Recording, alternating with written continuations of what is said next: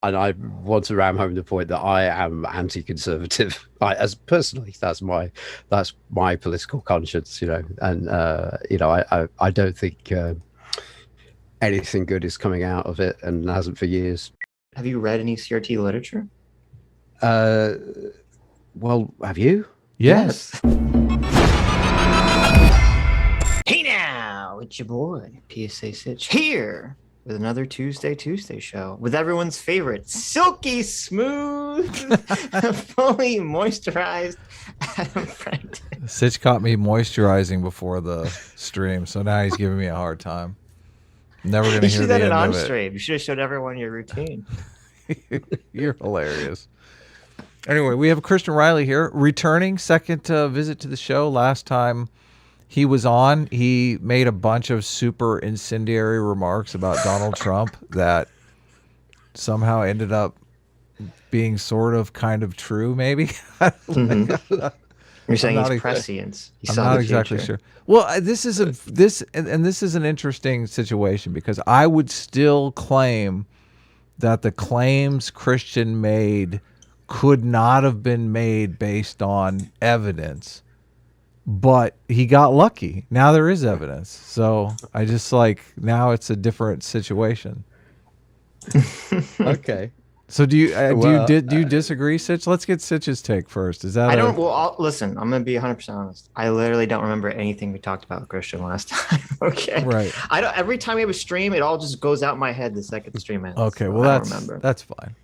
I mean, we were arguing over, I think some Twitter account was posting stuff out of context, and I was trying to say, you realize that stuff is out of context, Christian, and Christian was like, well, maybe they're right or whatever. And I was like, anyway. So, but Christian was going to come back, and Christian runs a great podcast that is about MMT. Things have changed a little on the MMT front too, Christian, because now that there's been a lot of inflation, I see a lot of the MMT people saying things that kind of feel against MMT. Like there's this, their progressive ideology, and then there's, the facts of MMT. So the facts of MMT would say something like, with inflation as big as it is right now, it's obviously we've hit the real capacity of the economy, and this is a time to shrink the money supply. And a good way to shrink the money supply would be to have students pay back those loans that they took when they were going to college, because as soon as you pay back a loan, it takes money out of the system. It's basically deleted. But you still have MMT proponents seemingly ignoring the fact that there is this massive inflation and still advocating for things that are going to make it worse. Okay. Let's get into the MMT for a second. But what was it I said last time? Thanks for having me back, by the way. Really enjoyed talking to you guys last time. Thanks for giving me the opportunity to watch Adam moisturize. Yeah. Well, I was saying last time, I was thinking, how does he get his arms so smooth? And I mean, look at these. They're just both of you. They're like, look at that. That's some scaly shit right there. And both of you fuckers. What the fuck? Adam, tell Christian what brand you use. Okay, he's obviously in desperate need. We'll talk about it after the show, Christian. I'll direct you to my dermatologist. She's great. Excellent. Yeah. That should be a cheap trip flying out to California. But last time, I mean, the Trump stuff is not really. We can't remember it, basically. We had even Christian doesn't know what we talked about, so I don't feel bad about it. We had I was trying not to go down that rabbit hole. Anyway, but the theme is, and Sitch even gave me a hard time after the fact. The theme was, I'm conflicted here because I really like your podcast. But at the same time, I know that I can't share it with anybody who's remotely conservative because you're always crapping on conservatives.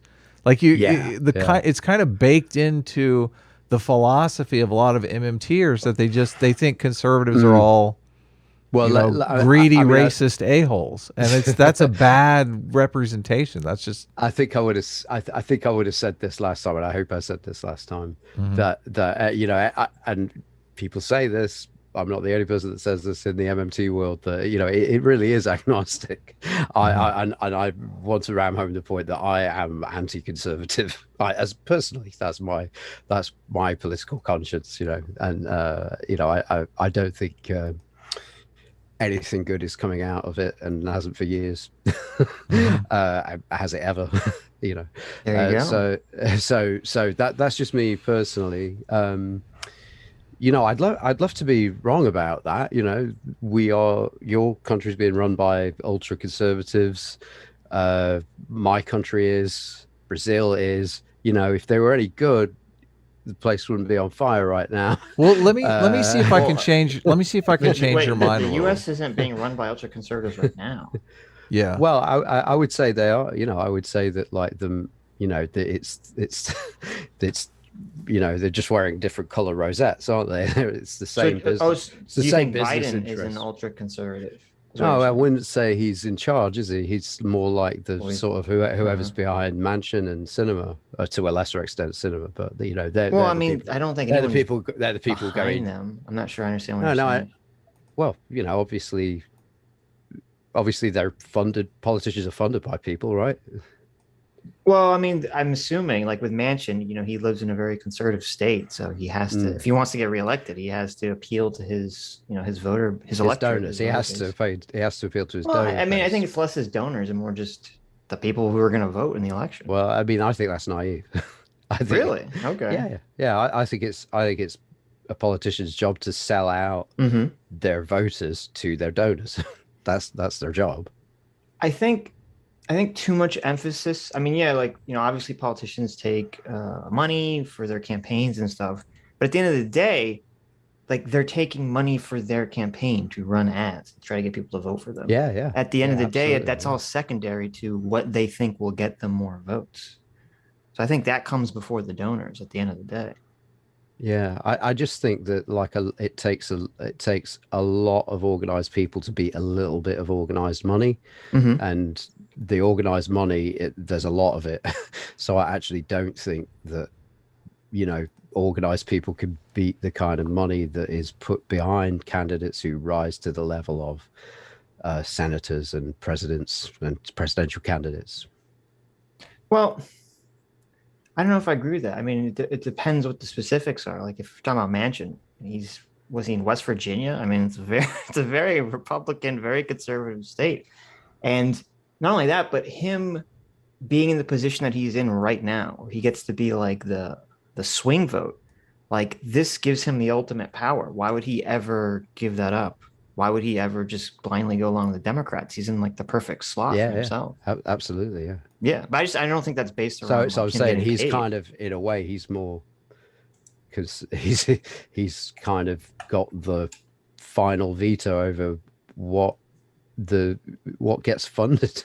Yeah, right. And that means what happens is kind of being run by conservative interests. Like you say, it's a very conservative state, so it's going to be but I'm just conservative money behind him, and that's it's just, I don't know. To me, it doesn't make sense to say America's run by like ultra conservative interests when we have, Joe Biden as president. We have, even if we have filibuster and problems, the Senate abortion. and the House still are run by Democrats. You've just banned abortion. I mean, how is it not an ultra-conservative country? Well, they didn't ban abortion. The Supreme Court said that it was up to individual states to determine whether abortion is legal in that state. Yeah. So de facto, in some states, 12 states, that means something like that. Yeah. 12 states did ban abortion. So, but also you're not allowed to you're not allowed to travel to a non-banned state as well if you are pregnant and seeking an abortion. I don't know about that. That hasn't happened yet. There were some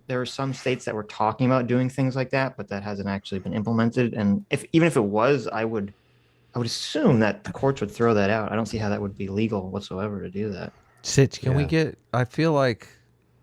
But anyway, we're debating. Yeah. Well, he keeps saying ultra conservative, and we really haven't even I would like to zero in on the definition of conservative when he talks about that. Well, okay, yeah, what is an ultra-conservative? It's taken away women's rights over their bodies. Conservative or ultra-conservative? What do you But they prefer? would categorize it as don't know. protecting unborn children, though. So I mean, Yeah, I Right. know, but well, how would you characterize it as I presume Me? non-conservative? well, I'm Either of you. I- I guess you're saying because we're talking about conservatives in the third person here, and so I'm presuming you guys. Well, we're both aren't- pro-choice. aren't. But yeah, I'm I pro-choice. think- Yeah, I think that it's but within reasons. I don't think like the Democrats think do the day themselves any before- favor when they won't. They were just having hearings on this, and I listened to a bunch of the hearings, and the Democrats they're like, I don't know how anyone could vote for these people because they ask them, well, when would be a good cutoff for having an abortion? And they won't even say like, oh, the first trimester. If we could get it done within the first trimester, that would be So you've got best an case idea scenario. You've got an idea about when you'd like women to not be able to have an abortion. Yes. Personally. Yes. Which is what? Well, I think the first trimester, but obviously there should be exceptions. Like if you get into the second trimester and you find out the kid is brain dead, or you're basically carrying a corpse, there has to be exceptions for that kind of situation. But I think we could carve out a Do you think that's reasonable law. Do you think that's the typical pro-choice stance then? That there is No, a point it seems. where Look, it seems where like the state should be able to say you're not allowed to do what you want. it's in America, that is the So- average pro-choice stance is that there's a first cutoff. trimester. Yeah. Right. There's very few people in America that think you should be able to get an abortion like the day before you deliver the baby. And when they're Right. talking about the pro-choice position, like most No, people it's are weird not. because we don't have these conversations in Britain. I'd Really? say. when is the we don't cutoff? like- When well, is the like, cutoff yeah. in Britain, though? Well, it's not even up for debate. There's probably There's got to be there's a prob- cutoff. there's- Come on, there's- come on now. Yeah, well, look it up. I actually don't know. What I'm saying is I don't know because we don't debate it. We don't go, oh, when should we start? Yeah, because they you know, settled it. When should we start controlling women's bodies? We just haven't. We don't have Look, that debate, and we are run by Christian, conservatives. Christian, your framing is completely partisan. Like it's so. It's not partisan. It is It's partisan. biased. It's Listen, biased listen, for sure. Christian, but it's not I could- biased along party lines. I could easily come out here and start calling you a baby killer. Okay, I don't think Yeah. that's going to do anything for our dialogue.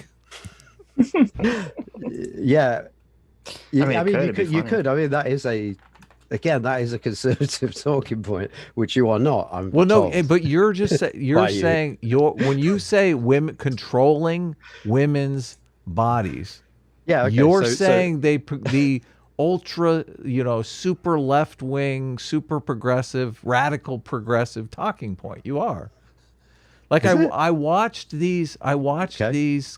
these hearings. Look, use the word pregnant person. I dare you. Go ahead. Just do it.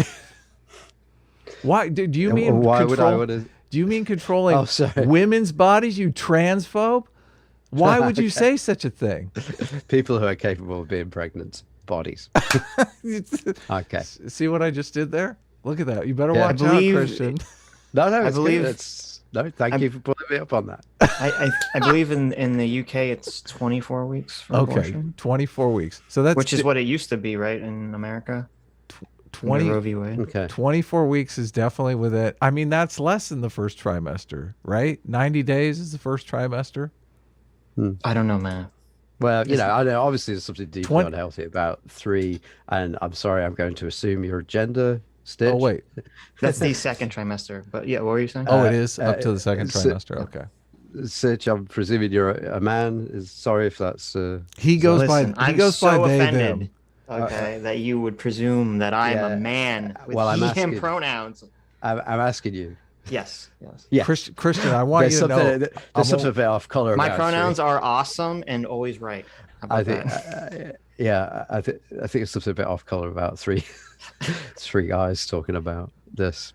I love. Well, it. no, because Well, I'll identify as a woman just for this conversation. well, if it's yeah, there necessary. you go. But wait, no, let Come me, on, let me. now okay, that let is me- transphobic. We Come need to on. get to the bottom, the root issue here, which is that do you think that that a woman should be able to get an abortion like at any time, regardless for any reason. Are you? I don't know, because obviously, that feels like you're trying to lay some kind of semantic. Well, trap no. trap I'm for not. me. I'm trying to, because you keep saying. I mean, what I'm saying is, I don't know what the rules are in this country, because it seems to me that it's whatever it is. Well, I'm asking you what you would like them to be. It's been settled. Right. Well, it's been settled at 24 weeks. I would though. like. I would say, yeah, that's what I'm saying. But I'm just saying we're not having this debate over here right now. So Right. That's why I didn't know the information about. No, I understand, but if your cutoff position point is that this is entirely, if the issue here with abortion is entirely that it's a woman's control over her body, that would seem to imply that. I'm going to say, obviously, Yes. a person who can get pregnant. Thank you, Adam. I was joking, Christian. Let's stick with pregnant women. body I'm not. individual, yes. I'm not. I think trans people are people. Wait a second. Yeah. I think trans people are people too. I mean, yeah, it doesn't they mean we can't exist. use the They're not word people, woman. yeah. I So don't think using the people who word can- woman is transphobic. People who could get pregnant. Yeah. Yeah. No, but I kind of forgot to include other people Thank who you, are Adam. women who could get Forgot. pregnant. Right. Yes. Trans We men. use birthing slave on the show, but if you want to stick with pregnant person, you can. Birthing. What did you say? Birthing slave. Yeah, birthing Birthing slave. slave, as person that can get pregnant. Okay. All right. We want, but we understand that you don't want to control birthing slaves' bodies, so you're in favor of abortion. I think it's pretty common for people to use the phrase "person who could get pregnant," and in consultation with their healthcare professional, because that's how we make medical decisions. Their healthcare professional or their Wait, baby wait, killer. wait. Hold on. Okay. The reason I asked you about if there should be any restriction to abortion is because you keep framing this as a woman's right to her body, and no other issue applies. And that would seem to imply that a woman at any time should be able to abort a baby for any reason. No, I think it should be the woman or the person who can get pregnant goes to. Okay. Because it's a healthcare thing, right? Mm-hmm.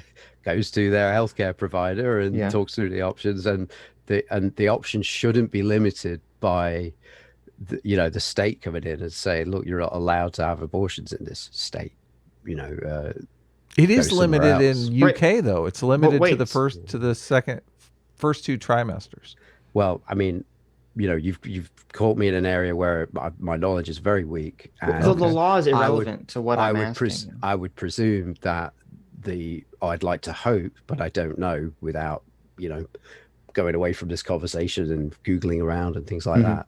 I hope that 24-week thing. I mean, is that something you just looked up, Sitch? It's on Wikipedia. Abortion in the UK. I looked at No, there's that doesn't apply to, obviously, if there's health concerns, it can go beyond that. Okay, so that's what I mean. So it is kind of, what can happen is, a woman can get an abortion after that if there's, you gotta save her life or something. A health concern. Sure. Yeah. But this was my position. This was the wait. out.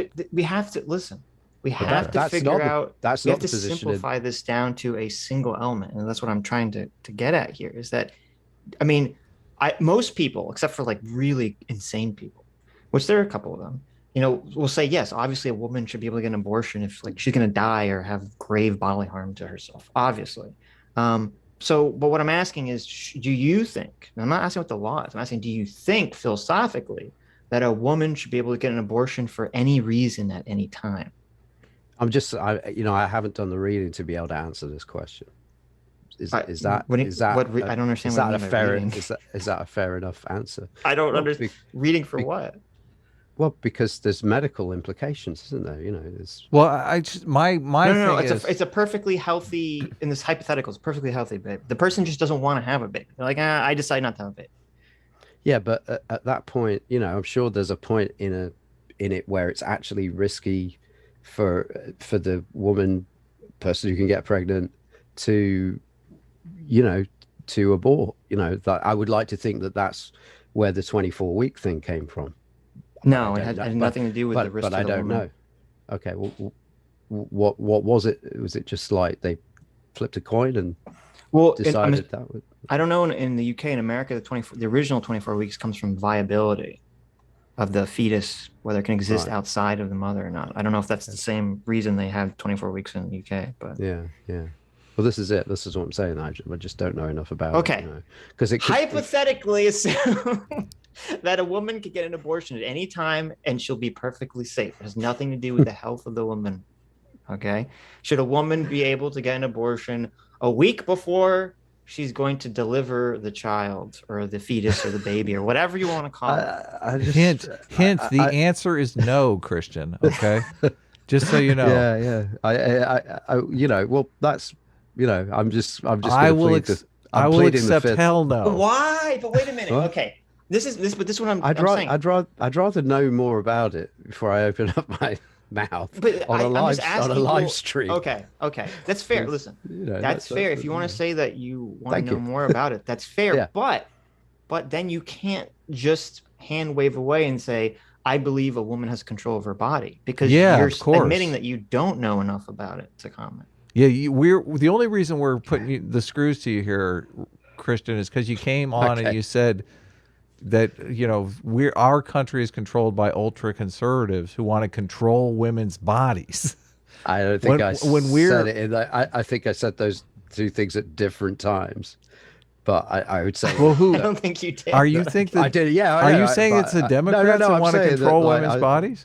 I mean, we're trying to articulate a reasonable abortion position. I think I've been pretty. I think I've been pretty explicit that I think that with it's not, obviously in countries like ours that it's a conglomeration of not a conspiracy, but just like the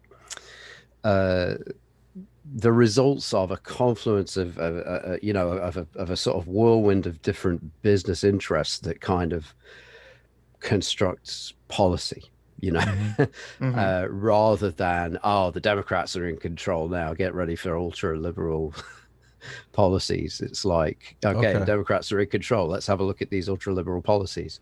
Well, we seem to have banned abortion. You brought up abortion as evidence that you used abortion as evidence for your claim that America is an ultra right wing. And the Democrats are in control now, let's have a look at their ultra liberal policies. What's happened to Build Back Better? Nothing. The Democrats are in control now, let's have a look at their ultra liberal policies on the military industrial complex. What's happened to the military budget? It's gone up. It's on the same trajectory that it was on under Trump, with bit nicer rhetoric. Sitch, you want to continue on abortion? It's a bit slow. It's slowed down. I might get kicked from my computer says the internet's not working, but I can still hear it. Good. So I can still hear you. No more internet. Yeah, I don't know. It's very strange. So if I get kicked, you'll know why. All right. It's probably the deep state, man. You know what? You're probably right.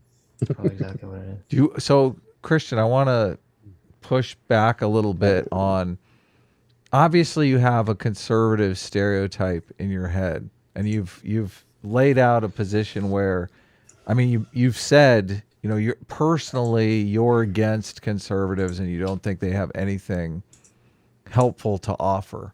And I want to kind of push back on that a little bit and see, maybe I have a different understanding of conservatives than you have. Why is there's absolutely nothing that you can think of that conservatives have to offer? Yeah, conservatism, I don't agree with it. Like people don't agree with communism. They think it's got nothing to offer. I'm like that about conservatism. So with communism, we understand we understand how the ideology works. What do you think the ideology of conservatism is? I think we talked about this last time, but everything's for sale. Okay, I don't remember talking about that last time. Okay, yeah. So I'm trying to boil it down to sound bites, which is probably not the best thing, but I think it's possible to say, is is anti-choice a conservative position or a progressive position, and say it's a conservative position, right? You know, it's possible to say, is Green New Deal spending a conservative position or a you know, for want of a better word, progressive position? And again, it's a it's a progressive position. And, So, you know, so conservatives would be okay with. So I mean, I would rather talk about policies. Well, I think, because then we can go like, well, I know I don't agree with that, and I agree with that. Like Sitch was going, look, do you agree that a woman should be able to get yada yada yada? Do you disagree? Hold on one second here, Christian. Do you disagree that if you have a bad stereotype of a certain group of people, you will not really be able to understand their motivations or thinking? Like at one time, we had very negative stereotypes of black people. I would argue that those stereotypes were racist and should be gotten rid of. I think a lot of people had misunderstandings about black people from these negative stereotypes. So I think updating those stereotypes was very important in dealing with the problem of racism. So if you have a negative stereotype of conservatives that's inaccurate, you could be in the same type situation where you're assessing the motivations of these people when it's completely incorrect. I mean, I don't think I've tried to diagnose the motivations of, you know, or psychoanalyze. Right, but you have said that you think the conservative motivation is simply based on making money or selling things. Or everything is for sale. No, I mean, you know, I've not sort of written this down or thought it out. So if you let me unpack it a little bit. Okay, go ahead. You have the floor. You know, what I mean is that the idea is that everything's for sale. That's, you know, like, you know, that's markets, right? You know, that, you know, everything should be for sale. And the more things you can bring into the marketplace, i.e. the more things you can commodify. You know, there was a time when labor wasn't commodified, and then it became, you know, in the industrial age, it became commodified, and, you know, people's time, people's sweat was turned into something that you could, but people were changed into interchangeable parts, and you could buy and sell.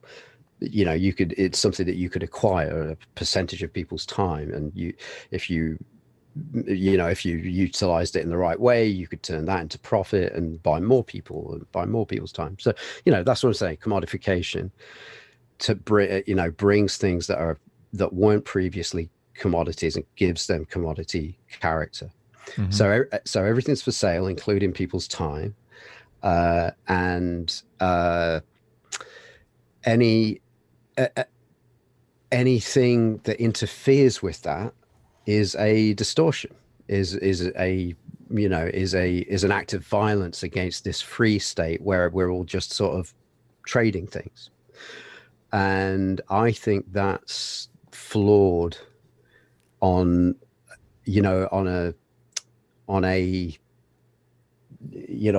ontological level about like what markets are and stuff like that. I think it's flawed, and it constantly delivers the wrong prescription for things that harm us as a species. So that's me unpacking that.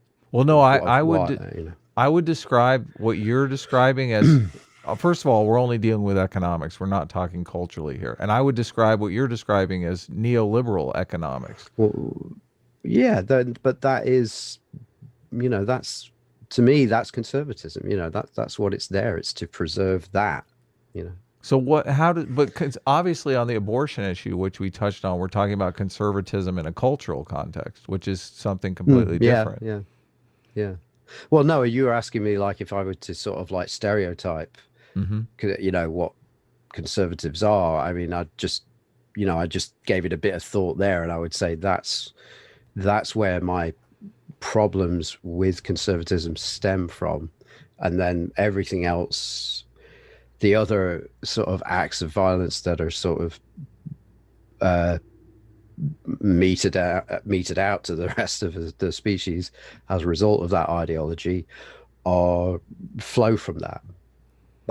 that's how I see it. So you think capitalism is a force for evil in the world? I mean, I'm loath to bring in another term at Well, this point. what you're, I don't know. You know, like when, I'm when loath you're, to bring let's- because every time we bring up a term, you know, like capitalism, communism, socialism, conservatism, even. we're talking about markets, though. You know, You're the ones. They're loaded. You are the Yeah, one so- that associated conservatism with free markets. I didn't do that. Let's You say did let's that. say markets. Can we say markets? Well, you said everything is for sale. How is that not free Yeah, yeah. markets? I would just say that idea that everything's for sale is not freedom. Do you think conservatives would I allow? I think you actually have to do something to create what we call markets. You know, for instance, you have to create money. You have to create credit. I understand, MMT. You're talking to Yeah, I know. to someone I know. who is in the know. And I know you know that. You I know, feel like the disagreements that you're having with Austrian economists is Me really personally? well, yeah, you personally. Okay. I mean, I feel like you're boiling all of conservatism down to just neoliberal economics, which I don't think is fair. I mean, I don't think there are. No. I'm saying that's the root. That's the root of it, and then I don't think that's the root of conservatism, though. Everything trickles down from that. I don't think that's the root of conservatism. I don't think the root core Well, philosophy of conservatism is well, you tell me everything what is for sale. Yeah, no, yeah, but then I added some. You know, I unpacked that a little bit. You Well, know, 'cause it needs unpacking. But it's you too didn't. glib. You didn't It's too say. glib. You didn't. My understanding of conservatism from an Thank you. outsider, Tell me. outside perspective, and I don't consider myself a conservative. I'm an artist from California. Okay, I'm not like. But my understanding of conservatism is focused on traditionalism. If they're focused on markets, they're focused on markets because traditionally markets have been the best way to foster the most freedom and the most upward mobility in society. So Well, I would I disagree with that. well, you might disagree with that, but the stereotype I have for conservatives is someone who is concerned about conserving the ideas and institutions that have fostered a thriving society and are skeptical of new changes that might cause society to be less robust, less able to face challenges in the world, less economically upwardly mobile, less powerful. Yes. Yeah, well, I mean, that's I still think that is something that those things that you laid out there, I can't get behind them. You know, I think just because something's traditional, it doesn't necessarily mean it should be conserved. I think Perfect. I think I love this. Okay, we're going in the right direction. I think you know, I know that you've got this whole thing in the Supreme Court about traditionalists or textualists or whatever, originalists and all of this, and it's like, well, yeah, I don't buy into any of that. Well, you know, but conservatives, you know, a lot of them do now, and certainly your conservative counterparts, you know, guys or conservative people, you know, back when people were talking about, hey, should humans be allowed to own other humans as chattel? You know, a conservative would be going, well, you know, it's not traditional to do away with this institution. You know, and but you know, we did do away with that institution. Yeah, I know, and I would say it wasn't the forces of. I know you're going to go, oh, it's the Republicans that got rid of it and the Democrats didn't, but you know, I think no, wait. I don't think it was not. I mean, there Okay. were some conservative arguments against slavery that were fostered under religious terms, but I don't think it was broadly. I mean, obviously, the political lines now didn't exist back then, but I don't think it was whatever we conceptualized as conservative back then was probably not the people pushing for the overturn of slavery. But that, I mean, I think what Adam's trying to get at is it's just, you know, having a team here, if we have like an offensive and a defensive team in terms of society and culture, and one team's pushing for change and one team's pushing for, you know, keeping things the same, what team is right is going to depend exactly on the situation. specifics of the situation. Yeah. And I think that to me, that conceptualizes conservatives far better than just, the sort of neocon, neoliberal, everything is just up for sale, which, I mean, that existed. I think that's kind of going away actually for populism on the right, but that existed for some extent on the, the Conservative Party with Reagan and Thatcher and all that stuff. But I don't think that's like the conservative mindset for the individual voter whatsoever. Mm. Yeah. So, and the thing that you mentioned about the traditionalist ethic in the Supreme Court, the originalist, I think they call them, who go by the original text. Is that a point in my favor for my stereotype of conservatives, or is that a point in your favor of the everything for sale conservatives? No, I mean, I'd need to, I think what I'm saying is like arguing that, arguing from a position of this is in the Constitution doesn't necessarily make something right. Well, Do you know what I mean? Sure. I mean, but I don't disagree with that, but that's not saying that everything's up for sale, right? That's a completely different axiom that they're coming from. Well, yeah, no, but it was Adam that drew that connection between if conservatives are the everything's for sale people, it's because traditionally that's what made sense in the past and it did good things in the past, so we should keep it. So I see what you're saying, right. I'm not drawing that inference, but well, I think traditionally now the norm is to be against slavery, and I think conservatives are vocally against slavery because that's the tradition. Okay. So, well, I mean, there is that situation you've got with the prison system right now, isn't there? Where like with the what? With the prison system, where there was recently it would be a local level politician saying, God, it was basically if we didn't have the convicts working for, he's basically saying slavery still exists today because. No. Because of prison labor. No, let me finish. There was I mean, this last week there was a local level politician in your country saying that our local economy would collapse if we weren't allowed to pay these guys 50 cents an hour to do the work they were doing. I could find it. We're doing a little dance here, Christian, where I'm just saying that's an economic point the person was making. The person was making, let me make a quick point here. I'm not saying they were advocating for. Let me make a quick point here, okay? I'm saying that society does need to change and evolve, and you're saying conservatives don't want to change. I'm agreeing with that. There are points in society, though, where things shouldn't change, and there are points in society where things should change. You're just pointing to the things where they should change, and not acknowledging the fact that to have a good defense is important to keep mind of the things that we have achieved and accomplished, and to maintain the institutions that keep those achievements in place is what conservatives do, and that's actually a good thing. Well, tell me about the things that are under attack from progressives right now that the conservatives are valiantly defending.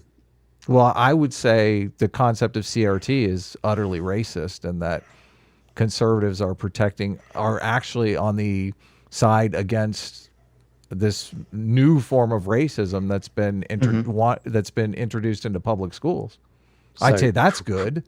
So, right, okay, so critical race theory, this thing that they teach at law school, is racist. Yes, very racist. I mean, we can read you excerpts from. Hold on, it's not the whole it's being taught in law school thing is not accurate. Yeah, at all. They're trying to. That's like what they're doing in a lot of what they were trying to do in a lot of schools. They're trying to teach. Yeah, they're not going to teach the law school element of CRT, but they're going to teach underlying aspects of CRT, like whiteness is bad, that the country is inevitably a systemically racist country, that color blindness and liberalism and individual rights will not create a racially equal society. Those are things that are being taught in lower grades. Okay. I mean, well, I assume. I mean, be specific about like the, Well, like, do you know, so but like, there's- but can we just back up to like the actual critical race theory? This sort of like this thing they teach lawyers, right? Are you guys of one mind that that's racist? Yes. Yes. Right. Okay. Well, I mean, Have you read? We probably have to just agree to differ there, I guess. Yeah, but what have you read? Have you read any CRT literature? Well, have you? Yes. That's how we like we wouldn't so assuredly make the declaration that it was racist without reading the it. stuff they're Christian. teaching in law school, right? Yes. Yeah. You've read that. Yeah, we've read it Okay. on stream. It's hilarious. Yeah. It's Oh, very okay. racist. A lot of it is not even. Send- a lot of send- it is Send not me even send me a about- link. Send me a link in the chat. Okay. It's like 400. It's like 500 pages. Like I sent it to you. Right. Okay. Well, he only really What has is- to read. What is the? He only has to what's read the thing- intro. I mean, the what's the thing intro you're pretty much says it all. Okay. Let me Okay. see if. Well, first of all, I don't know why my. What is internet's your not working, Christian? but What is your let me take give on you, whiteness? I mean, do you- yeah. Okay. Well, why don't you let send me- it then, Adam? Let me read. Let me give you and let me read. Just the intro page is crazy. No, I'd rather you just sent me the source. Okay. You know, I mean, it'd be Wait, more let's see if fun I to get can his. get the It'd be link to more work. fun to get his reaction. No, I don't want that kind of fun. I don't want you. I don't want you using me as a prop. Well, I'm not. Yeah, I'm not trying to do that. Yeah. Okay. I don't know why my internet. I don't know how I can talk to you. My internet's literally not working. Maybe you Let me need see to if I can- reset the browsers. or something. Adam, can you send it to me in a Twitter direct message or something? We can send it after the thing. If I you can. want to Well, move let me on. try to All right, send well, it to okay, you okay, via we'll my talk- phone. we'll or talk about something. this. I don't We'll want. talk I about don't want this. you to think we're trying to use you as a prop, man. I just like. Well, you know, we'll Hold on, talk hold about on. it. We'll I'm talk about trying. it I next am time when you- trying. No, I no, am no, no, trying let to me use my persuade phone. you to update your stereotype of conservatives, and I think it would be. No, I mean, you probably just don't want me to have a stereotype of conservatives. I mean, I can understand that. I We don't think want you to s- have a stereotype of anyone. I don't think That's prefer- stereotypes are good. Exactly. That's preferred. Yeah. But, Even if but, 50% of people That's live why up to the stereotype, you're still getting it wrong for 50% of people, and that's just of wrong. course, yeah. That's But that's why I tried to be specific about where I think, you know, what is at the center of conservative ideology. yeah. But every time you know. you literally started the stream by saying I'm totally against conservatives. I think conservatism is bullshit. I think I said this last time. My best friend, you know, votes conservative. You know, so you know, I it doesn't stop me knowing people. who What is are would conservative. he find it offensive if you told him you believe everything is for sale? Maybe he does believe everything is for sale. I don't know the guy. Would he sell his grandmother's I think he- dentures for?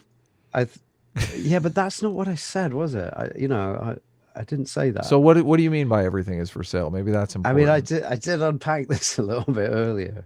right. That you know that Everything you is know, a commodity.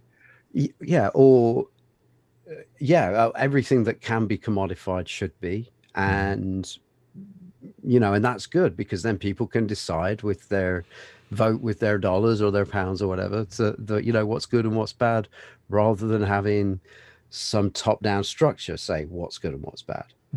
And you know, and I don't think that's I don't think that gets away from the top-down structure, because as you know from MMT, you know, markets are something that arise after the creation of credit, after the creation of money, which in itself is state intervention. So the state intervention is there in day one by having a state. No, There it's kind of, they call me, the people in the chat call me a statist all the time when I talk about MMT. So I'm familiar. Yeah, I know. But the people in the chat calling me that are not really conservatives. They're like anarcho-capitalists or libertarians. I sent you, Adam, a link to critical race theory key writings that formed the movement. I can't send it in the Zoom chat, but you can send it in the Zoom chat. Oh, I can. I sent it to you in Twitter and in DM. So if you want to copy that link and give it to Christian via that Zoom chat. So I will digest this stuff that you've sent me, and we'll chat again about this. The link doesn't go straight to the page that you had highlighted, though. No, it goes to the whole work. It's what he asked for. Yeah. I sent you a picture of the page. I know. That's what I want to bring. If you want to bring that up, but Christian doesn't seem like he's interested in going over it right now. No, I am, but I would rather have the whole thing and be able to digest it and then talk to okay. If you're gonna read that, I welcome you to read it on a level. Yes, I understand. On a level billing. Mm-hmm. So, Sitch, do you want to? I'm not seeing. Have we convinced Christian to update? Adam didn't put it in the chat yet. I'm getting. Oh, there. okay. Fair enough. I'm trying to talk and we're running a show here. Right. Okay, sorry. While you're doing that, then, Adam, I'll you focus on that, and I'll just say, I think what I've tried to say here is I don't think this is a stereotype. I think this is that there is an ideology behind all kinds of people. Right, and behind movements, behind political parties, and I try to say what I think, in as concise a way as possible. I think that the ideology that drives conservatism is. Yeah, I think you're wrong. I think I said that, and I just agree to differ. And so you said you think the ideology is that they're predisposed towards markets. I think that's completely immaterial to conservatism. I think conservatism is about preserving and conserving the traditions and institutions that are working for society, and they're skeptical of any change that could set us back. And I don't see how that relates to markets, only in the fact that if markets are working for us, they would be skeptical of changing that model. And you cited the conservative Supreme Court justices that are for an original reading of the text, which would be a point in my favor that would show, yes, conservatives do care about the tradition and where the tradition came from and the reading of the tradition and the interpretation of the tradition being accurate to what got us to this point. So, well, in which case, then it's a point for both of us, isn't it? Because you're saying, yes, they want to preserve tradition, and the people on the other side of that go, well, some traditions, should have been scrapped. Right, but the people who are saying tradition should be scrapped need to have some evidence for why. Tradition. Okay. Well, not all tradition, obviously. But your stereotype doesn't really even involve tradition. I wish you'd start calling it a stereotype, because I did try to be kind of like specific about what I think it is. So I don't think I'm stereotyping. I'll say archetype. Is archetype better? No, I would just say that's my reading of what conservative ideology is. Right. Well, you're making these bold declarations about I'm making bold declarations about what I think. Yes. Like we're allowed to do that, right? Still, yeah. No, of course not. Well, I mean, of course you are, Christian, but the thing is, you can't, I'm certain you believe that you can have an ideology that's incorrect. Your entire podcast about MMT is the fact that people have this ideology about money that's based around barter that is incorrect, right? Yeah. So you're trying to get them to update their understanding of how. Yeah. I think that's different to ideology, though. I would say. Or as the people in the US say, I think that's different than ideology. I would say that people have an internalized story about what money is, whether we like it or not, because we've born onto the earth. I mean, how's it? You have an internalized story about what conservatism is. How is that different? Yeah, absolutely. Yeah, exactly. Yeah. I mean, it's exactly the same. I'm saying that I have a different internalized story than you, and you're saying, Yeah. well, I agree to And disagree. yeah. But the reason That's why, okay then, right? why, well, is it because I would argue in the MMT situation where somebody has an internalized system that's a barter-based system, and you and I both subscribe to chartalism, I would say, well, our story, our internalized understanding of it is factually accurate, and theirs is incorrect. So I wouldn't just say it was a disagreement of opinion. Yeah. Well, I think these two things tie together. I would say that, well, okay, so what's happened is, and let me just lay this out, and then you can take issue with it after Take your time. finished.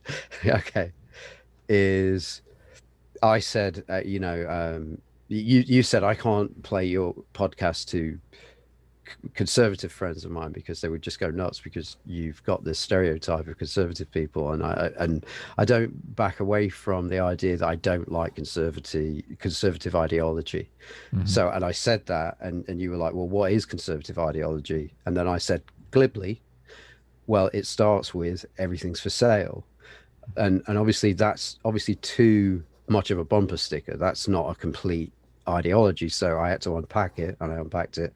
But the idea that like markets are the way humans express freedom, that any intervention onto that is top-down authoritarianism or statism, and then my counter to the way that ties into MMT is that actually the primary intervention that happens straight away right off the bat is money. Because money is created and brought into being, that state intervention to start with, whether you like it or not. So the violence starts there, if you want to call coercion violence. And I think what progressive policy should be doing is now, because we have because we have money systems, we should now be trying to find ways to ameliorate and dismantle the parts of the system that comes up that get generated as a consequence of having a money system. And I know that conservatives would go, well, that's market intervention and that's statism, whereas I think we're trying to stop the harm that can be created when people think that everything should be for sale. Well, you said starts with everything is for sale, and that's where I just disagree with you, because it's I mean, it paints a negative picture of conservatives. It goes back to the fundamental problem that I have. Why, and this is the thing, because I do think MMT is something that is just factually correct. I think it's a descriptive view of how modern economies run. But if the people who the conservatives are never going to listen to your message and accept it, because of they're going to be like, consider the source. This guy doesn't even understand what a conservative is. This guy. Yeah, absolutely. I would rather the conservatives spoke to conservatives about MMT. Well, that's my big question is, how is that ever going to happen? Well, there's tons of people who are MMT conservative MMT economists. Mike Norman, you should talk to him. Do you know who Mike is? No, I don't. You can find him on Twitter. He has a YouTube channel, and he's very, he's I guess a trader. He's a finance guy, and he was one of the early people to be, going on. He's been a pundit on Fox here and there, and but yeah, he was he's been, because Warren, who you had on your live stream, it comes from the world of finance. That it's come from outside of the ivory tower. It's come from people going, Warren Mosley, who I'm talking about here, used to own a bank. No, I understand. But Warren calls himself a progressive, and yeah, but he also calls himself. He's also referred to himself as partially a libertarian as well. So I get that. I get that. But so I'm just saying if you're looking for like people who are conservative who think that when governments spend, they type numbers onto a spreadsheet and that's money now, then there's loads of them out there. Even your Austrians are like, yeah, we get that's how it works. We don't like it. So that sort of thing, that insight that MMT stems from is not controversial.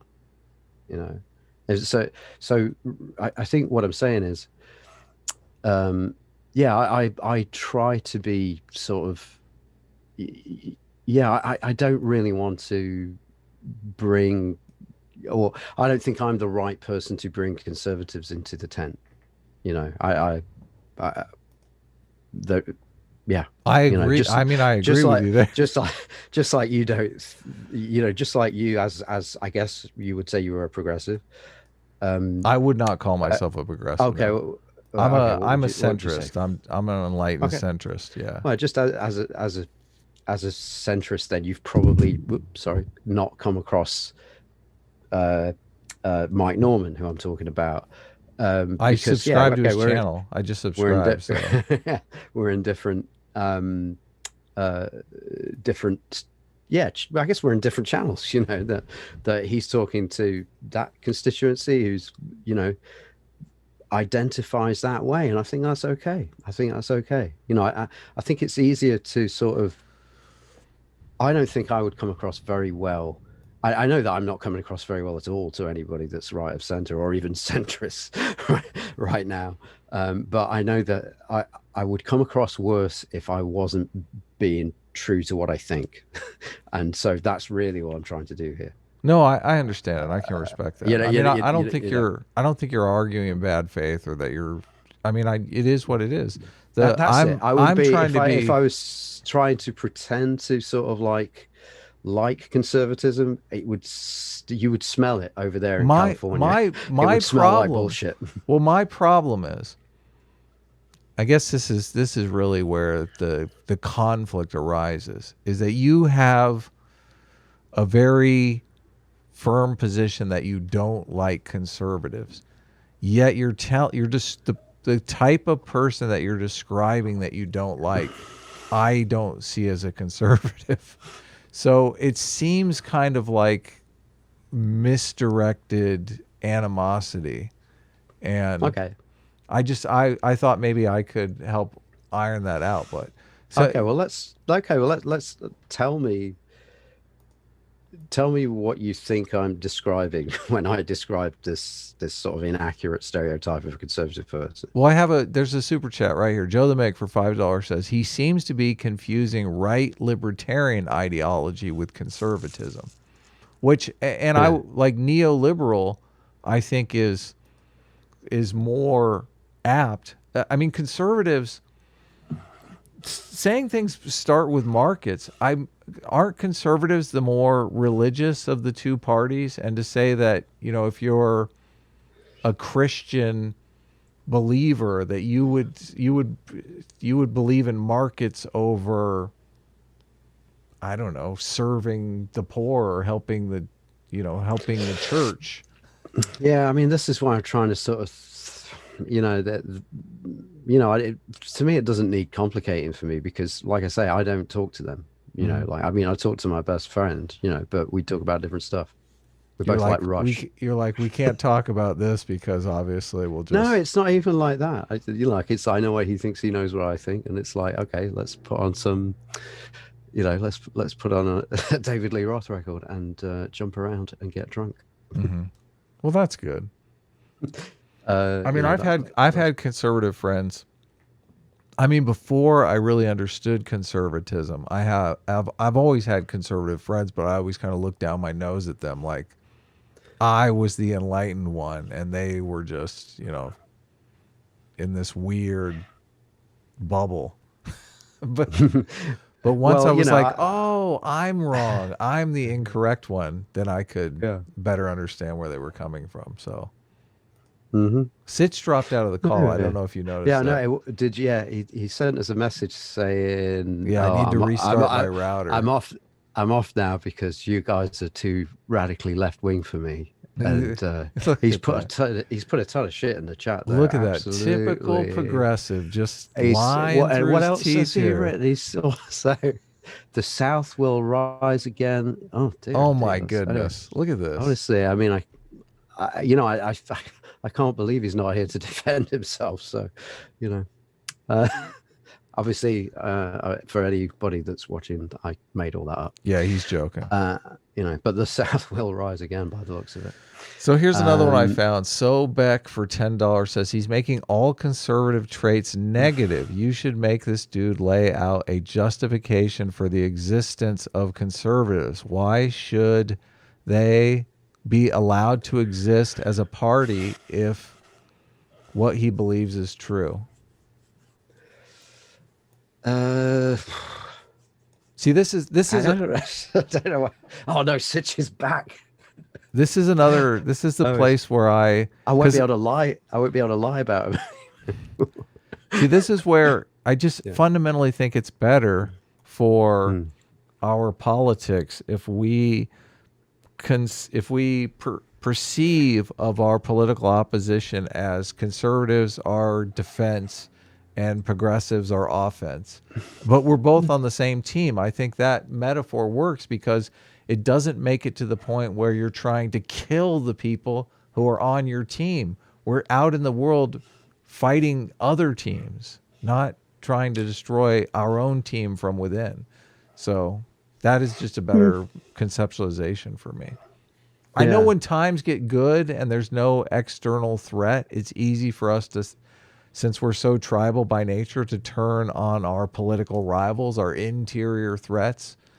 But I think you get more flies with honey in that, especially in a situation where you're talking about MMT and trying to say, hey, there's this new interesting way to look at economics. I've been dying to sort of like talk about MMT ever since I've said 2 words to you, like from last time, but we always get bogged down in this kind of stuff, which I love talking about as well, Adam. So don't think that I don't. Well, I mean, people hate it, literally hate it. Hold on.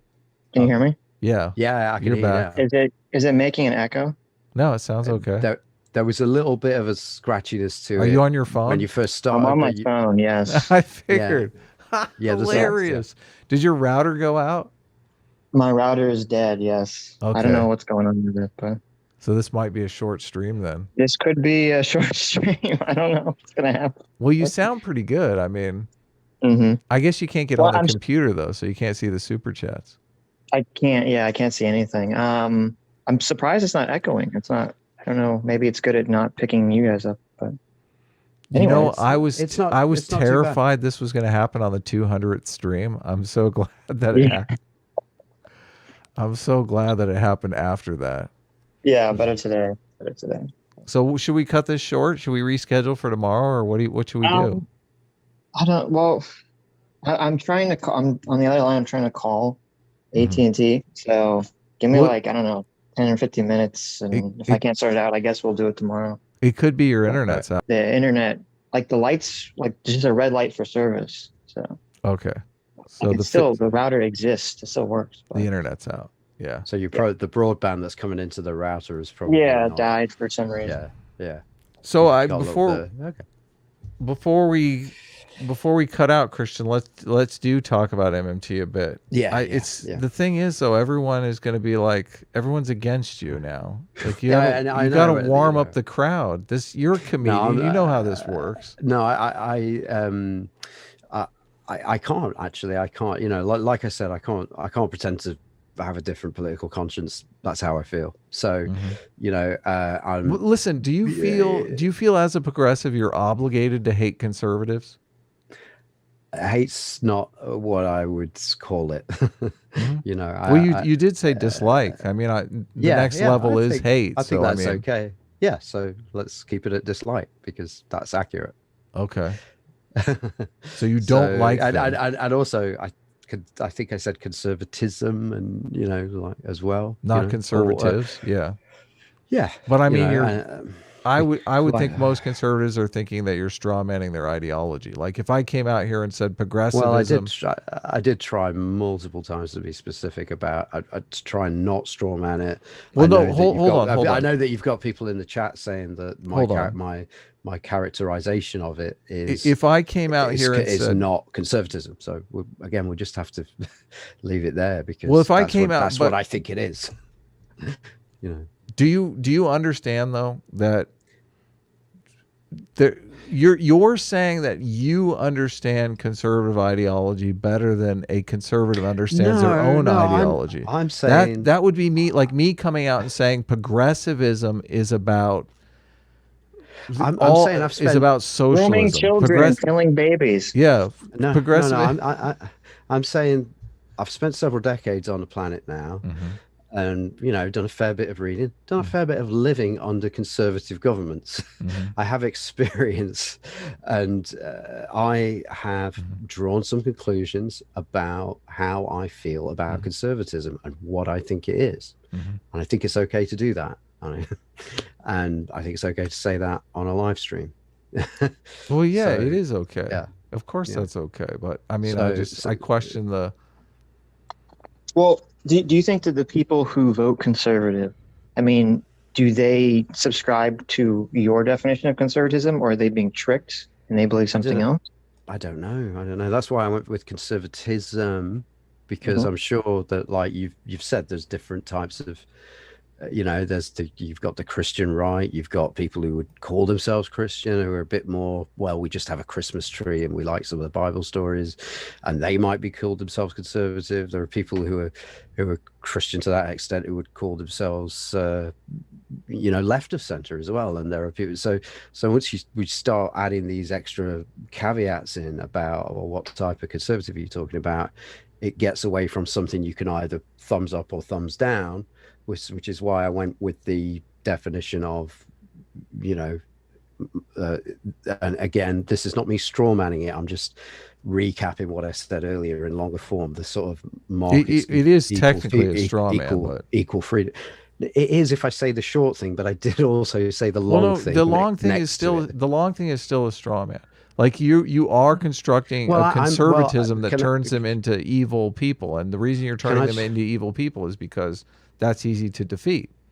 Can I just say, I'm not intending to straw man. I'm intending to concisely lay out what I think conservatism is. Right.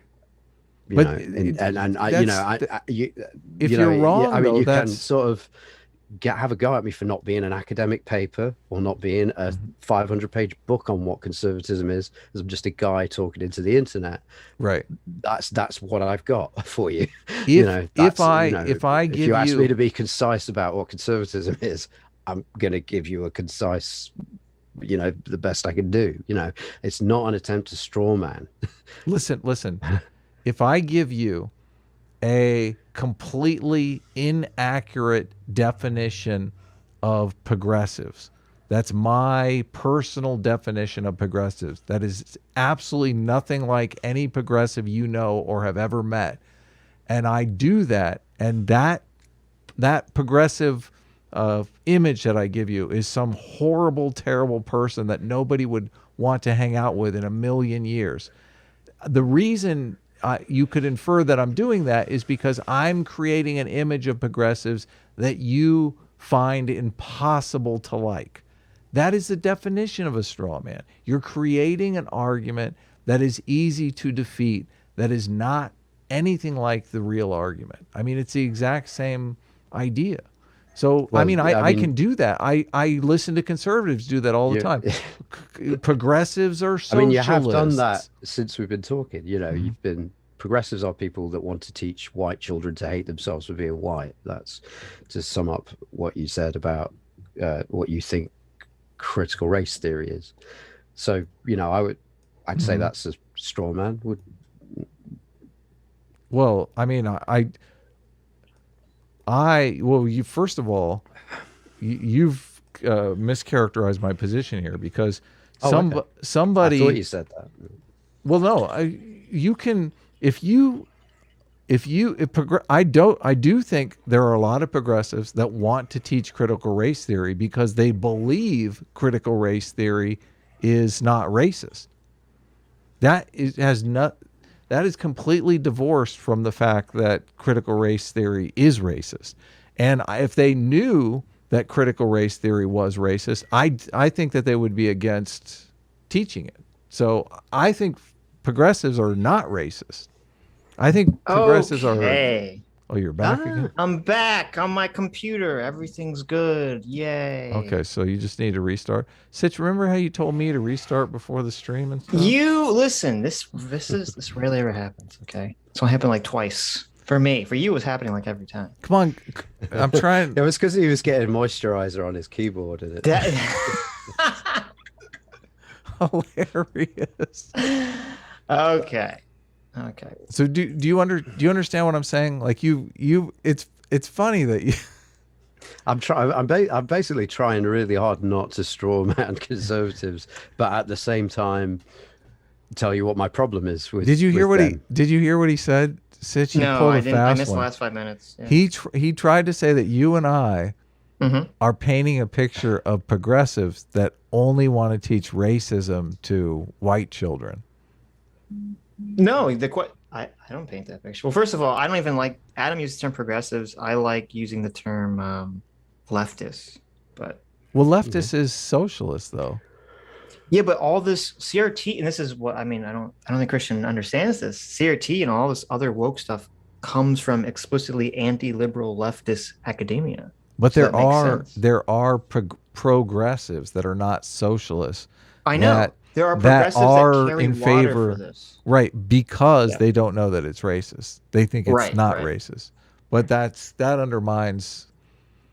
Christian is trying to say that I'm painting a stereotype of progressives that progressives are racists. No. Which, I mean, a lot of progressives are racist. I'm not going to lie. Some are. But I wouldn't say all progressives it's funny racist. Because a lot of people in our chat want to push a stereotype of the left that unfortunately, Christian, you've played into in this conversation. Very much so. Like Ostracy for $20. Thank you, Ostracy says, how can you guys not realize that what Christian is saying is the standard Democrat position? The bill they tried to pass in the House had abortion till the point of birth. So there you go. You're playing into the negative stereotype, Christian. Abortion till the point of birth. Okay, fair enough. Supposedly, I don't know if that's actually the bill they tried to pass, but that's what Ostracy is saying. Okay, well, Yeah, I disagree with I mean, I think we I had to. I personally had to let that one go because I don't. I mean, it sounds like we don't even know if that is actually the case, right? Well, I had I know. We'll have to look at this offline. I think, really. I looked up the I don't know about the bill. I'm looking it up now. I looked up polling data for Americans on abortion. And it said, let's see, let me bring it back up on my phone. It said only 19% of people that responded to this Pew Research poll said that it should be legal with no exceptions. 56% said that the stage of pregnancy should matter in the legality of abortion. Wow, that's a majority. Yeah, the overwhelming majority, only 19% said legal with no exceptions. Yeah, I listened to some of the hearings, Sitch, and they were just insane. Yeah, well, I mean, and that was what was crazy too, is that they get, for whatever reason, the Democrats have these these, I don't know, abortion advocate people that come to testify, and they're all like buffoons. And they can't answer simple questions that the Republicans are giving them, and they're giving them these softball questions. They can't answer them. Yeah. Or they don't want to answer them because they hate conservatives. But okay, so let's go back to what you were saying. How are we, or how is Adam? Because I was gone for most of the conversation. How is Adam stereotyping progressives as just wanting to teach kids, racist, white people are racist or whatever? You're the one that did it, Sitch. I did it. How did I do it? With the CRT. I actually, the way I remember it, because it was a few minutes ago, while you were away, Sitch, I tried to sort of recap my position on conservatives, and Adam doesn't every time I try and sort of say it in a concise way, Adam calls that straw manning. And I'm like, well, I get why you would see it as that, but I am actually really in my heart trying to concisely say what I think conservatism is. Here's the difference, though. I'm just saying, if intention means anything, I'm just saying that for the record. Right, but okay? But I'm just trying to get Sitch up to date about what happened between us. And then Adam said, you are, if I wanted to, Adam wanted to, I could straw man progressives, and if I did that, how would you feel? If I painted a picture of a progressive who, was just like nothing like a progressive, or just didn't agree with your idea of progressives, you'd want to defend it. And I said, well, you kind of did do that when you sort of said that progressives want to teach white children to hate themselves for being white. I think that's kind of which I never said. Well, I mean, back the tape. Kind of your take. Can you imagine, Sitch, me saying something like that? It would be a straw man if Adam. I was summing up. I understand what you're saying. It wasn't a direct quote. I understand what you're saying. Well, because I remember the reason that we brought up CRT was the question that you asked was, give an example of conservatives playing defense, protecting society from some bad change that the progressives are currently trying to implement. And so Adam brought CRT as an example. He wasn't saying that like all progressives want to teach racism to kids. And I don't even think most progressives understand what CRT even is. Mm-hmm. So I think they're being useful idiots and carrying water for something that's far more insidious than they realize. Mm.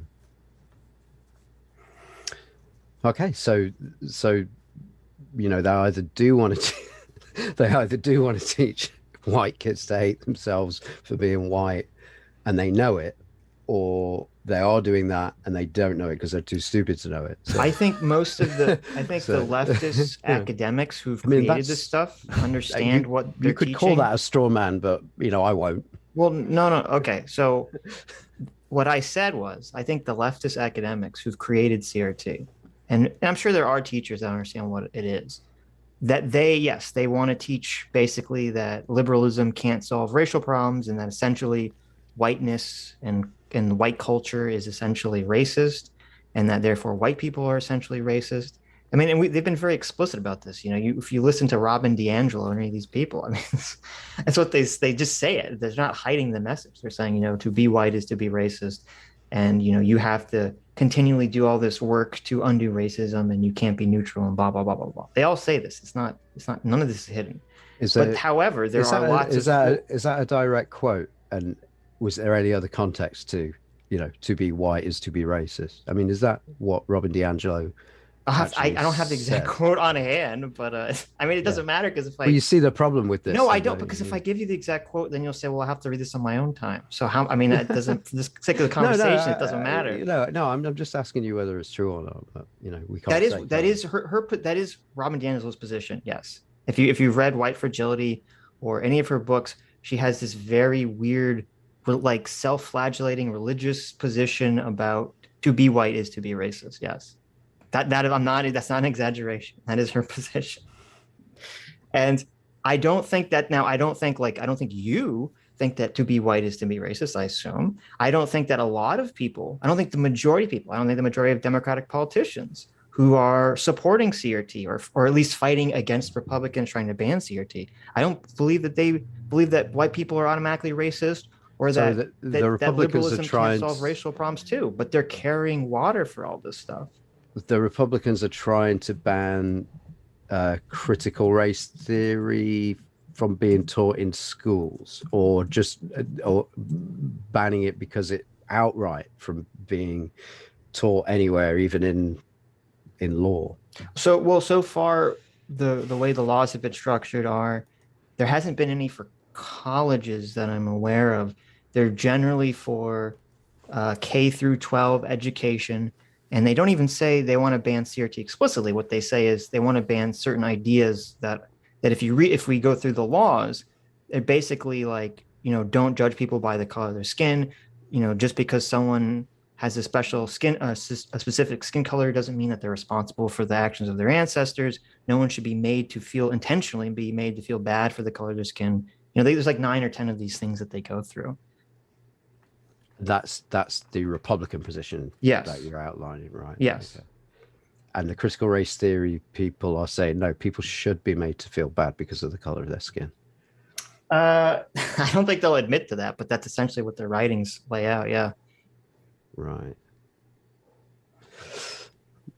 Okay. But here's the problem. Like if I send you, we could go through too, if you want. Like if you want to go through Florida's CRT bill, you can look at what they're saying they want to get rid of. And you'll probably say, if you just read this stuff, you'll say there's nothing objectionable here. Why the fuck are the Democrats going against this? It just makes them look insane. Yeah, so yeah, send me that as well. Yeah. Okay, let me bring it up. But I mean, you could do it. You could do it offline if you want. Yeah. So I just want to push back on one more thing. I know it's late there, so I mean, and we've been talking for almost an hour and a half. You probably want to go soon. It's I'm just sorry that we don't get to talk more about MMT. Well, I never talk about MMT when you come on. I do love one more thing, and then I'll let you do the. We'll just talk whatever you want about MMT, because we are experiencing some inflation now. Well, actually, I tweeted. I don't know if you saw it. I tweeted, "Wow, no one's bitching about MMT. Gas prices must be down," because all of a sudden the MMT bitching stopped. But so it never stops. Right. Well, you say something that is a little. I mean, I don't understand how to take it, because you're saying we agree that we all have this narrative of, well, you have this narrative of conservatism, conservative philosophy or ideology, not the people, separating the people from the ideology, but you have this idea of what that is, and you said specifically in my heart that I'm trying to articulate. And the conflict for me is really, I understand that, and I think that I don't in any way think that you're being insincere. I just think that the model that you have in your heart of conservatism is incorrect, in the same way that a lot of conservatives have an incorrect model of progressives. Like if I said, listen, we need progressives because progressives are pushing for change, and society cannot stagnate and ossify because some other society somewhere might come up with a change that is actually going to cause them to outcompete us, and next thing you know, we're North Korea and they're America. So we have to stay on top of it. We need a dynamic society and a dynamic innovative cycle. And I think a lot of conservatives would say, no, Adam, we don't need that. That's not, progressives are useless. They're only pitching ideas that nobody needs or wants. So that would be the straw man of the progressive position. So, yeah, well, I don't think there's anything we can do about it. Well, you can. You could update your understanding of conservatives. I mean, it'd be easy to do. Tell me. Okay, all right. Tell me what to think about conservatives. Conservatives are they're like society's immune system. They're like the defense. Progressives come out and they pitch changes. They say, listen, we're doing economics all wrong here. Okay, we are leaving a lot of innovation and a lot of potential economic growth on the table by having an unemployment office instead of having an employment office. We keep our unemployment at 5%, and that's bad. We need to. That's a free lunch uneaten right there. Those people, instead of collecting unemployment checks to keep inflation down, they could be out working and adding to society. That's a new idea that I think is a good idea. And conservatives come along and they say, listen, things are good the way they are. Ultimately, that dialogue plays out in society, and sometimes the progressives win. And those things become good for society and are recognized by the conservatives, and then the conservatives keep that, whatever that good thing is, in place. So like I said, and we people in the chat have this is a testament to how abhorrent slavery is to people now. But there was a time when people thought society would collapse if we got rid of slavery. And the people who were advocating for slavery, they were the conservatives. They were saying, listen, this is the way we've always done it, and this has worked for us. This huge change to society could destroy us. They turned out to be wrong, and the progressives turned out to be right. We got rid of slavery, and society's the better for it now. Even to the point where conservatives don't even want to admit that conservatives ever endorsed slavery. So I mean, that's a good place to be in. Yeah, I still, in everything you just said, I still didn't really catch anything in there that was a characterization of conservatives. They're the immune system. You know, I didn't catch anything like about it. Is there? Do you think just personally, it's just a taste thing? Would it be helpful to give like a historic example? Would be, it was the progressive movement in America in the 1920s that pushed for both making alcohol illegal and advocating that America should have a eugenics program. And I'm conservatives that were fighting against that notion. Oh, I see. Right. Okay. All right then. And there, the conservatives were right and the progressives were wrong. Right. Okay. Well, again, this is kind of where I prefer to talk about conservatism and progressivism. I mean, obviously, we don't really associate eugenics with progressivism, Right. Well, we get into we do associate it with the right. Well, the racial aspect of it. When the progressives were pushing it in the 20s, it wasn't through a racial lens mostly. And now, when you say progressives, do you mean the Democrats? They were. Well, this was before the party switch, so I'm not sure where their party was. But this was like literally, they called themselves the progressives. Like this is where the term progressive in American politics came from.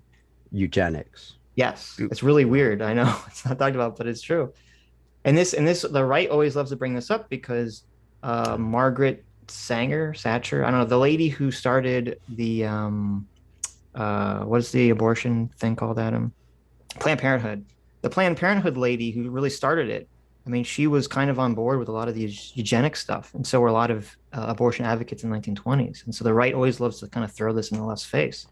Right. So yeah, okay, yeah, I get how people would go, yeah, more of a certain demographic, you could pick it, and say, are going to get abortions if abortions are legal. So, well, they say that like so right, so it's racist. So yes, yeah, right. Yeah. When I say eugenics, like in the 1920s, there were some racial eugenics, but a lot of the eugenicists had nothing to do with race. They just thought like, oh, we should make smarter, healthier people should have more children, and dumber, sick people should not have children. It wasn't really based around like a Nazi thing or anything like that. Yeah. Do you accept like the sports analogy? I mean, you think like a football team or a soccer team needs a defense and an offense, right? I mean, that's like a pretty simple idea. Yeah. I don't find it. I mean, yeah. I'm sorry, Adam. I don't find it helpful or. It doesn't. Does it physically hurt to think of? It doesn't fire anything in my.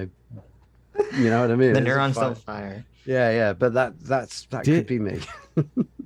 But yeah, on that inflation tip, I mean, one of our regular guests, although I haven't spoken to him for a while, John Harvey, who's professor at Texas Christian University, and he talks about inflation. He says, yeah, the Emancipation Proclamation really pushed up inflation. A lot of stuff got really expensive really quickly. Should we have done away with it because of inflation? What do you mean, slavery? Yeah, no. Should we have not emancipated? To fight inflation.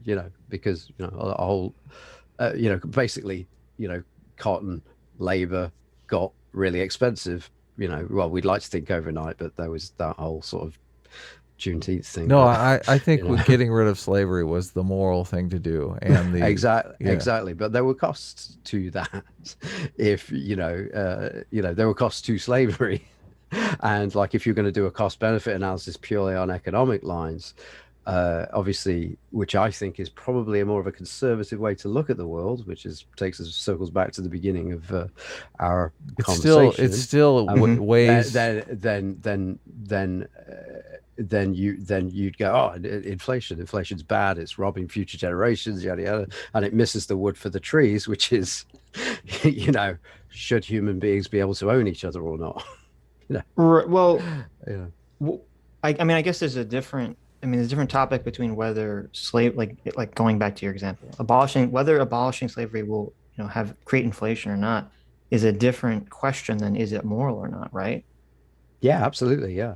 Right. So I'm not just saying sure that sort of links to the current time when people are going, mm-hmm. okay, who shall we throw under the bus because there's inflation? Right. It's all orders of magnitude different in terms of like the character of the suffering, but there will be people dying of Did poverty. anybody make an inflation argument during emancipation? I'm not sure that they did. Probably. I doubt. But it was, I really doubt that they think did. There were I think there was probably a fair bit of the, hey, when we own people, we look after them because they're our possessions. And sure, people did make that argument. Yeah. And people, I'm sure people were making, maybe not inflation, they were making economic arguments. Like if you get rid of slavery, it'll destroy our economy. Yeah, they did. I think part of the problem is that So I think John makes this guy I'm talking about, John Harvey, makes that argument to sort of say, some things that we do to sort of like be humane, to be, moral and ethical, mm-hmm. might end up, pushing up CPI. It's still better to be moral. Sure, but I guess the problem is that the conversation needs to be honest and objective, which it's not usually ever. So, like, for example, going to your slavery example again, like hypothetically, if we were having that conversation now, basically what happened would be the people that wanted to abolish slavery, when probably they wouldn't say, oh, it will, hurt the economy and raise inflation. They would, but we got to do it for moral reasons. They wouldn't say that. They would say, oh, it's not going to hurt the economy. It's not going to raise inflation. And it's kind of like, that's what's kind of going on right now, because if we were just in a situation where we have inflation because of, supporting Ukraine in the war and because of, I guess, COVID, China has all these COVID lockdowns still that are hurting, shipping and supply chains and all this stuff, then I guess we could have that conversation.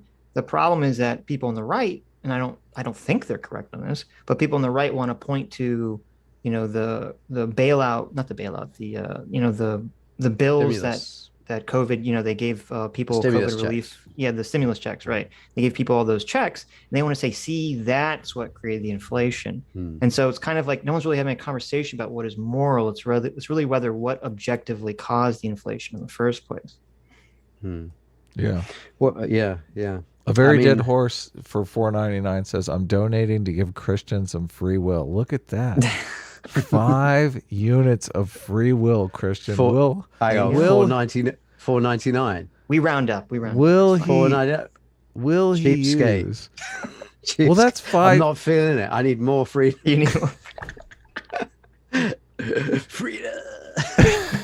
Yeah, I don't know if you know this. We sell free will on our stream here. Okay, for every donation, they get an equivalent unit of free will per dollar amount. How much free will would it take for Christian to update his operating system here, Sitch? What do you think? Oh, quite a lot. Yeah, but just probably a dinosaur. Do you read a lot, Christian? Do you read at all? Yeah, fair bit. Reading's for nerds. I don't know what you're talking about. Have you read Debt by what's the guy's name? Graeber, David Graeber. Yeah. Yeah, Graeber. Yeah, that's a great book. And it's also one. In fact, it's also one of those ones where you kind of got to keep going back to it. Oh, I know. Yeah, I It's right remember here on my desk. I messaged Sitch as soon as I got to the part Because about it's almost like a reference book. But you know what I mean? There's just so much in it. Sorry. Yeah. I remember messaging Sitch. I got to the part where women were the original money. And I was like, Sitch, you're not going to believe this. The original money supply was women. Mm-hmm. Isn't that? Didn't I just say yes? Obviously. Isn't that what he's saying? That's kind of quite near the beginning, isn't it? Yes. Yeah. Yeah. It's like a real mind blower. You're like, whoa. But what he was saying in that thing is because it's maybe the second chapter or the third chapter, which is the myth of barter, right? Which is I think chartalism, the thing that everyone goes to, and in around that he's saying yes, human beings do swap things, right? In women in these society, yeah, but he was saying that's not a money system, right? That's a trust system. Yeah, that it would be they'd have these rituals and they would have these dances and the what it was wife swapping basically, and they would have these dances where it's like that they would have dance with like sharp objects, knives, daggers, whatever, and just come very close to killing the people from the opposite. I remember from the church, and also giving things and then snatching them away at the last minute and sort of reenacting kind of conflict things, as conflict situations, but as a ritual, as a dance, to say, look, we don't do this. This is we're dancing instead of, we're having these rituals instead of fighting and nice. Yeah, sublimating it. Yeah. But and so what you will find is people people from one tribe swapping objects and people. He said that as an anthropologist you do find that, but that's not a barter system. That it's not like I'm giving you her for her or this dagger for that axe, or that's not. It's a ceremonial thing, and people that have mistaken that for, look, see, people used to barter before there was money, and then it got inconvenient, so they invented money.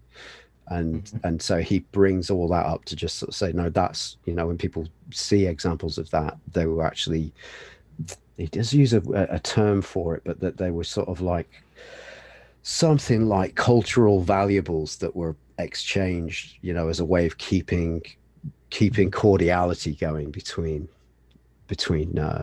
different groups of people. Yeah, so we're gonna have to wrap up. We have a bunch of super chats to read, but is there anything you want to say? Let me say before you wrap up, and you might find this interesting, Adam. I watched in the Discord with some people a documentary called I think it's called Stay Sweet or something like that. It's about the fundamentalist Church of the Latter-day Saints, which is like a spinoff of the Mormons that were like super fundamentalist, and they were all like practicing polygamy in this small town in Arizona, and then later in Texas. And they literally were using the women as social currency, because like basically there was the guy in charge of the religion, who's practically this cult leader. He would dole out wives to, the people that were like the faithful. And by faithful, he meant the people that did what he wanted them to do. And if someone was like, doubting his word, if someone was going against what he would do, they would literally say, we're kicking you out of our community, and we're taking your wives and children away and assigning them to someone else, someone who's faithful. Holy. So like it totally plays into that entire thing that you're talking about. Yeah, I get it. But I would just add in that, like, somebody, people who are into sort of like the ontology of money and stuff would say, yeah, you can't call that currency, because it's like not, currency is all about, it needs to be, it needs to flow. It needs, what I mean? Like, in fact, right. Exactly. If you're going, you give me this for that, that's an exchange, right.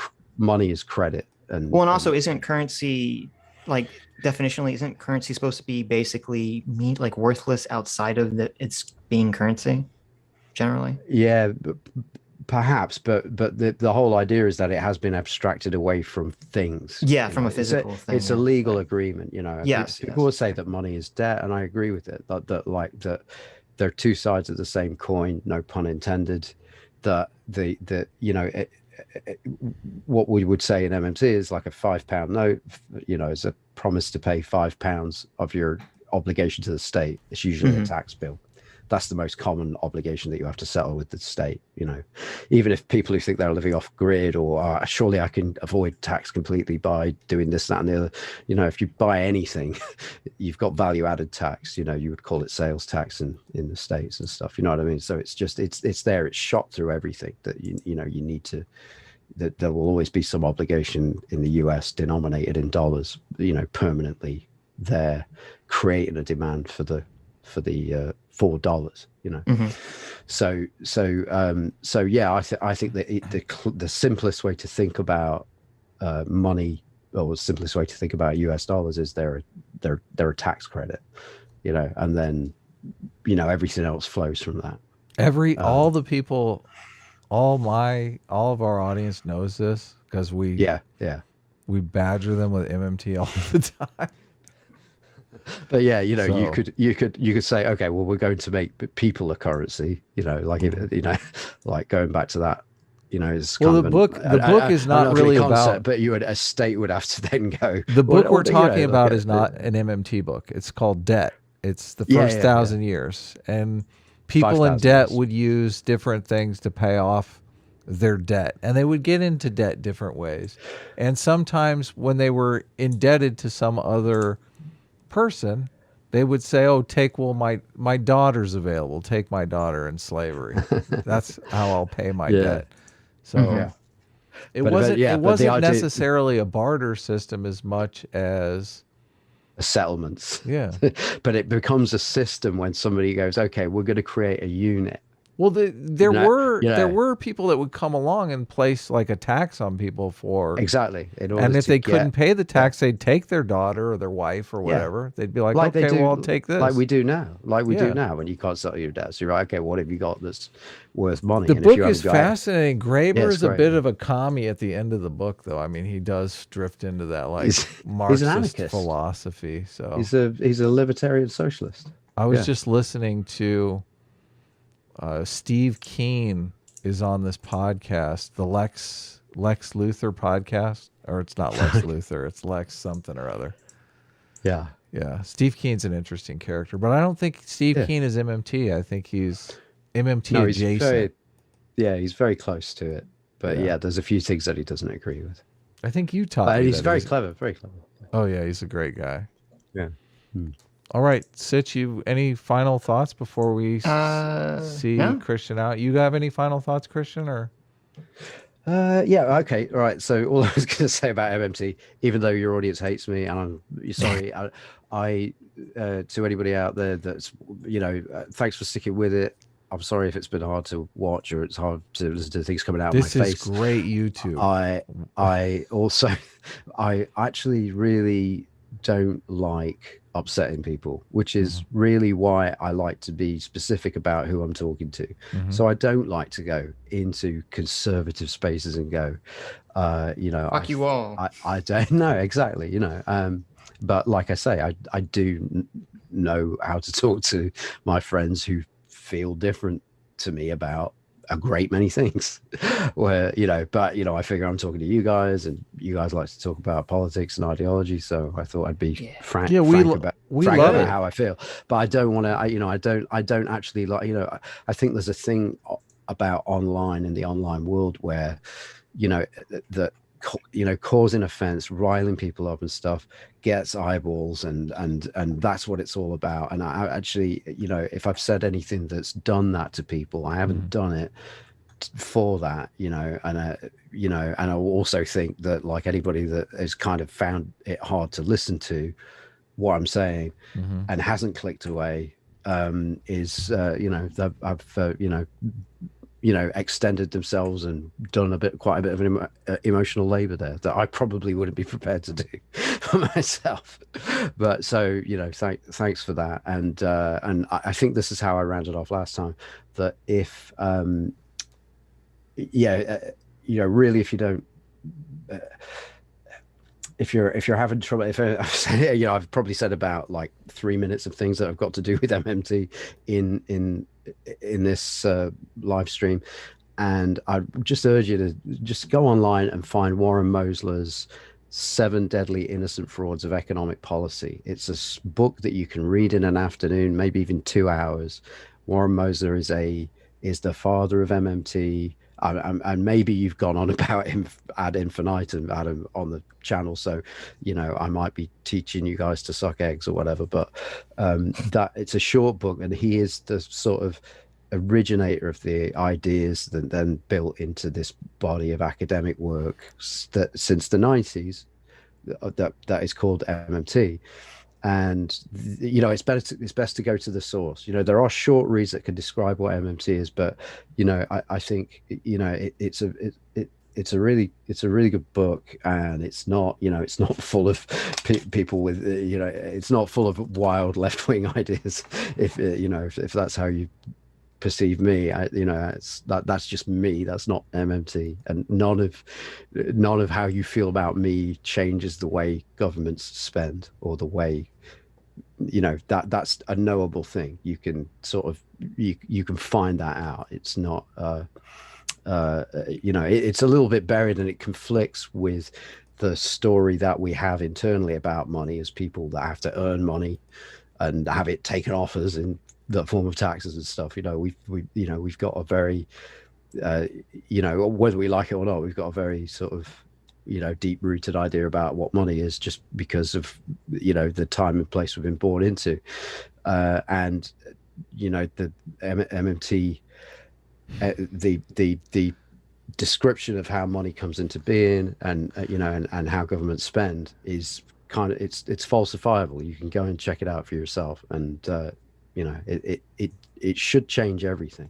They've heard me have many debates on MMT, so, and I've had people on the channel. I've had Warren Mosler on the channel, so I know, which I thought was great, because he does. It did sound like he does a way better job of me.